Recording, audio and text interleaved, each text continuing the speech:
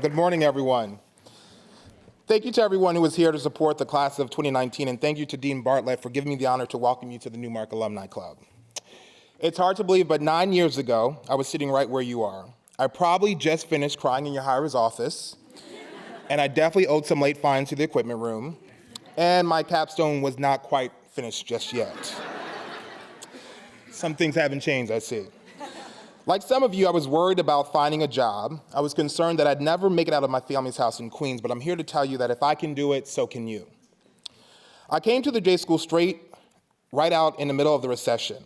When I interned at NBC Philadelphia, seasoned journalists were reapplying for their jobs that had fancy new convergence titles. When I told people I was going to the J School, they literally laughed in my face. This profession, as you know, is not for the faint of heart or for the thin-skinned.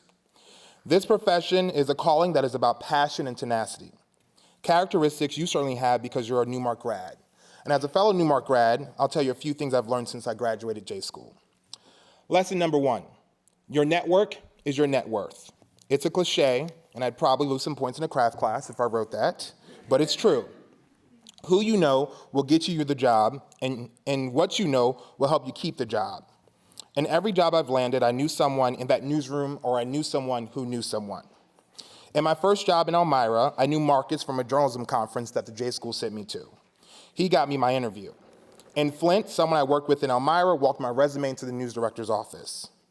In Kalamazoo, my investigative producer was someone I met while working in Flint. In Cincinnati, my current news director once hired my former news director who hired me in Flint. I think you get the point. And you can see why it's important to lean on your J School colleagues. Some of the people I used to raise hell with in the newsroom are now editors at the Washington Post, reporters at the Wall Street Journal, and on occasion I'll hear a familiar voice on TV and look up and see somebody I used to pound Four Locos with.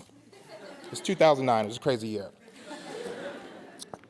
But leaning on your fellow J Schoolers doesn't stop at job opportunities. I've been in weddings and I've had classmates show up during times of grief and despair. This place is more than a newsroom, it's truly a family. Don't be afraid to lean on your classmates as you move forward, and remember to lift as you climb and give back as much as you can. Lesson number two, focus on the fundamentals. One of the things I love the most about this school is you're trained to be a journalist. Not a broadcast journalist, not a drone pilot, not a features writer. Remember the basics, what makes a good story, why people should care about that story, and how to tell that story. Our industry often chases the next big thing in hopes of staying ahead of the curve. But in my almost decade career, I've witnessed the pivot to video and the pivot away from video. We've also witnessed the evolution of clickbait websites, the listicles, the invention of Instagram, and the increasing attack on freedom of the press. But don't chase the trends. Stick to what you learned in craft. Write a beat memo when you get a new job to learn your way around. It's something that I still do to this day. The path to greatness is not in trends, it's in the journalism that matters.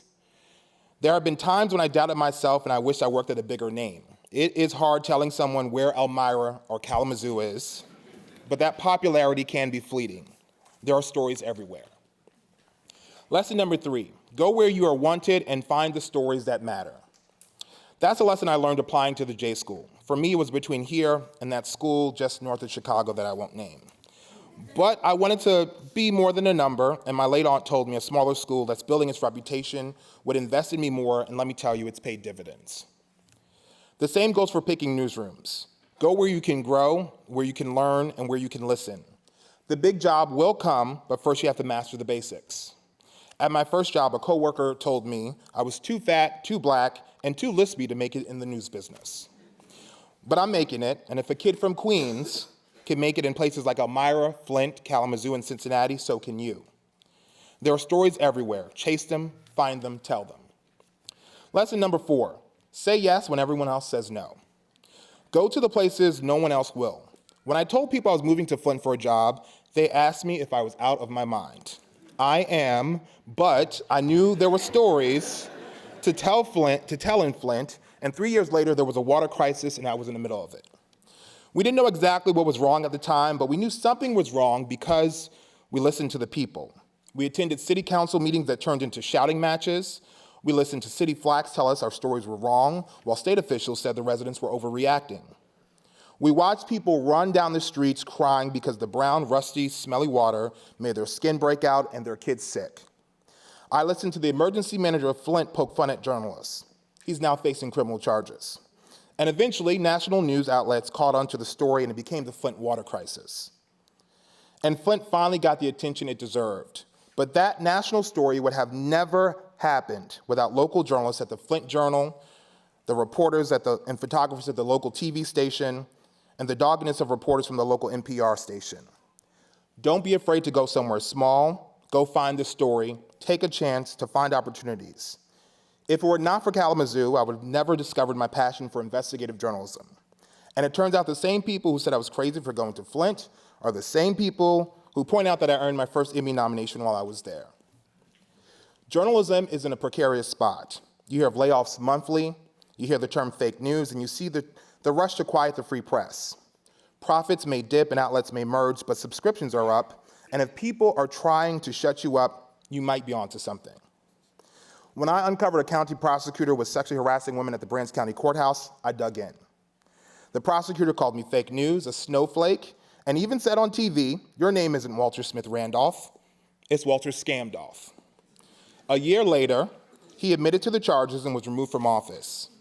When I got a new job in Cincinnati, his mother emailed me, and she said she was glad I was gone because I was a menace to Michigan, to an entire state. But the victims thanked me, and that's what it's all about. Stay the course and dig in. Dig into those stories that matter and dig into this calling. Our profession, as someone mentioned, is ingrained in our country's constitution. What other career can you say that about? The model may change, but journalism isn't going anywhere. I could go on, but these are lessons that you already know. It's in the beat memos you've written, the sources you chase down, and the tracks you've laid in the whisper room.